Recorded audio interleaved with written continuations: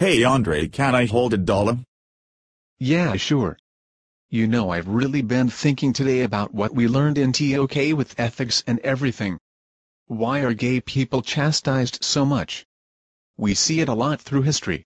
Yeah, I know you would think now that we live in the 21st century that it would be more accepted in the world. It's surprising to me really. Yeah, well, people who know homosexuality is wrong are driven by authority, ethics, natural law, and sometimes even intuition. I think that people are just afraid of difference. Well yeah, but he tells us that we need to look at the other side. Why do we think that homosexuality is okay? People who think that it is okay think so because of authority, reason, and intuition.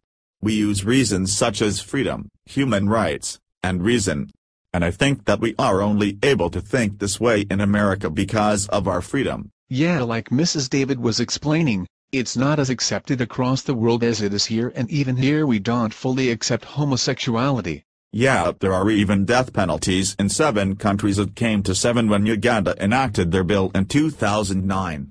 The countries are Iran, Mauritania, the Republic of Sudan, Saudi Arabia, Yemen, and now Uganda. All of those countries also have a heavy influence of Islam, which I think has a huge impact of why there is a death penalty in those countries. The bill in Uganda is called the Anti-Homosexuality Bill, often popularized by the media as the Kill the Gays Bill. The reason the bill was established, as stated in the bill, is it was necessary to protect the traditional family, meaning between a man and a woman. Any act against this bill could in turn result in death. Let's see what are the values and reasons for the bill. And maybe we can see a different view of homosexuality. Hello, and here to talk about the anti-gay bill that he just passed here is David Bahati. He is protecting traditional families of all of Uganda. This bill also aims to protect legal and religious aspects of the Ugandan citizens. So please welcome David Bahati on Skype. Hello Kate, and thanks for having me. And yes, as you said, this bill is a neat asset to the Ugandan traditions. It protects the cherished culture of the people of Uganda, legal, religious, and traditional values of the people of Uganda against the attempts of sexual rights activists seeking to impose their values of sexual promiscuity on the people of Uganda. Well, thank you for having me, and sorry to cut it short, but I must leave to go do some other stuff. Well, thank you for coming to talk of your intent on the bill.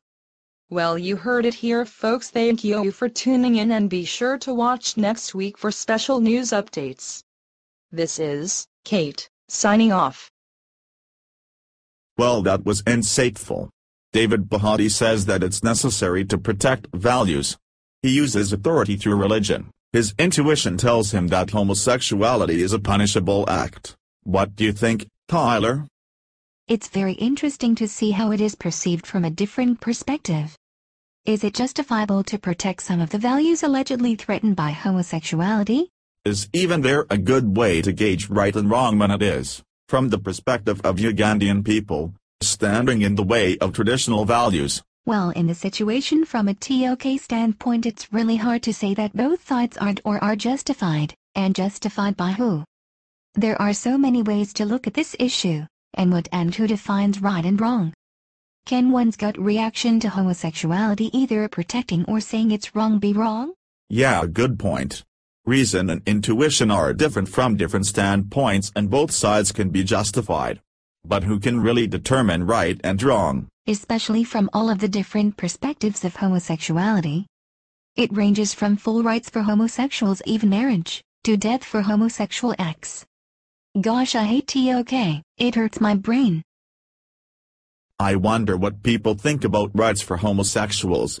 How can we be so sure on our position of homosexuality, and how do we know? Yeah, I wonder what the thought process is of people who are against homosexuality. How do they come about their knowledge? Homosexuality is a sin. It ruins traditional family values. Think of the children. We can't let homosexuals destroy our values. God tells us that these acts are not acceptable. While she was dead set against homosexuality, she was heavily influenced by authority and emotion in her knowledge. Yeah, I know. We can see that even in America the view of homosexuality is not accepted in some places.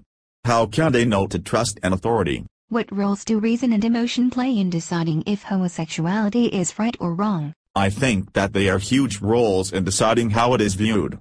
Emotion is used as a tool for knowledge on both sides. We can see how the speaker used emotion to not only influence, but also know why homosexuality is wrong to her. As humans we come to conclusions based off this personal knowledge, which may be true to the person, yet not true to another. How can we even put a gauge on the worldly view homosexuality when even in the most accepting or not accepting countries of homosexuality vary so greatly? The view of homosexuality is grossly different from person to person. Is there a way to label the world in its view of homosexuality? If there was, this would not be called TOK. Do you think there is a way to verify knowledge based off of homosexuality? Can anyone even verify their knowledge? How can one even verify personal knowledge if there is no certain gauge of right or wrong?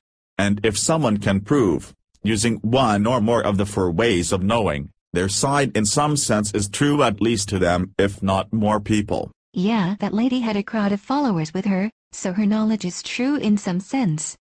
So in general, can't we find truth in most statements both for and against homosexuality?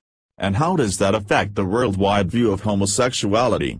Especially with 76 or more countries out of 196 in the world that don't support homosexuality. Yeah, we can say because of the huge gray area TOK brings to it. Hello class, today we're exploring natural law. Does anyone know what natural law is? Yes, Andre. Yeah, natural laws are set in place decided by philosophers as to what is the goal for society in general, or laws determined by nature. So anything that goes against the furtherment of the human race, it often conflicts with man-made laws.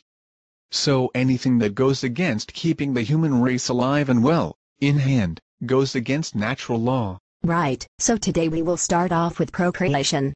Anything that goes against procreation is, according to natural law, immoral. This means homosexuality, protection, abortion, or anything that prohibits procreation. Yes, Lauren, what's your question? So being gay is immoral? That doesn't sound right. According to ethics in terms of natural law, it is. Let's think about this in TOK, shall we? In TOK it is hard to determine right or wrong because we are open-minded and think of every side, right class? Then what does that say about natural law?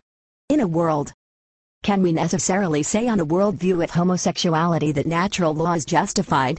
However, we cannot necessarily say that it isn't. So people for across the world procreation is used as a way for some people to determine whether homosexuality is wrong. But to what extent can we really say for sure that we know that natural law is right? We really can't say, can we? But also according to natural law, killing someone because they are homosexual is wrong, but so is being homosexual. Ouch, my mind is numb from the amount stuff we learn in TOK. I can't even begin to fathom the idea. What I thought was so easy to disprove is suddenly hard to even wrap my mind around. Across the world there is a lot of disapproval for homosexuality, yet at the same time there is a lot of acceptance. Can we even categorize homosexuality in acceptance?